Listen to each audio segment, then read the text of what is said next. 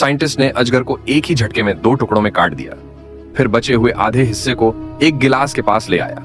जैसे ही उस जगह पर अनगिनत टेंटेकल्स ने कांच की दीवार को खाना शुरू किया, अजगर की तुरंत एक पूंछ उग आई और वह अपनी असली हालत में आ गया।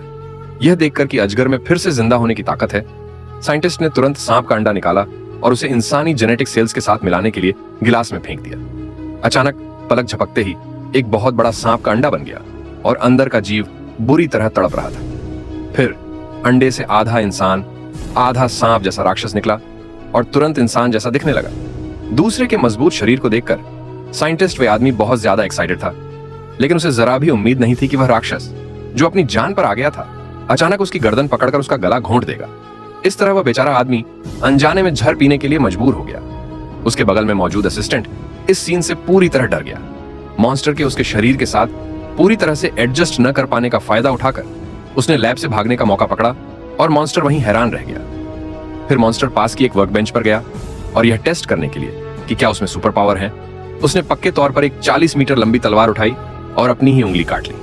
घाव का स्वाद चखने के बाद उसने धीरे से अपनी उंगली कांच के एक टुकड़े की ओर बढ़ाई। अचानक उसके घाव तेजी से भर गए और उसने जल्दी ही अपनी असली ताकत वापस पा ली। यह देखकर कि उसे सच में अमृता मिल गई है, उसने तुरंत एक बहुत ही लालची फैसला लिया। उसने जल्दी से एक सुंदर सूट पहना और एक आकर्षक बार में चला गया ताकि बच्चे पैदा करने के लिए एक महिला साथी ढूंढ सके। स्टेज पर लीड सिंगर अपने आकर्षक फिगर और बार बार हिप स्विंग से तुरंत उसका ध्यान खींच लिया। फिर उसने उसे नीचे गिराने की तैयारी की, यहां तक कि अपनी गंदी इच्छाओं को पूरा करने के लिए उसे बंदूक की नोक पर चीखने पर भी मजबूर किया। लेकिन जैसे ही वह अपना मजा खत्म करके अपनी चाल चलने वाला था, उसे गिरफ्तार करने वाला डिटेक्टिव ओल्ड ब्लैक आ गया।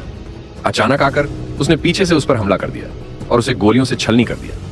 अपनी एनर्जी खत्म होते देख और यह महसूस करते हुए कि वह जवाब नहीं दे सकता, सांग ब्याओ लिफ्ट में कूद गया और भाग गया।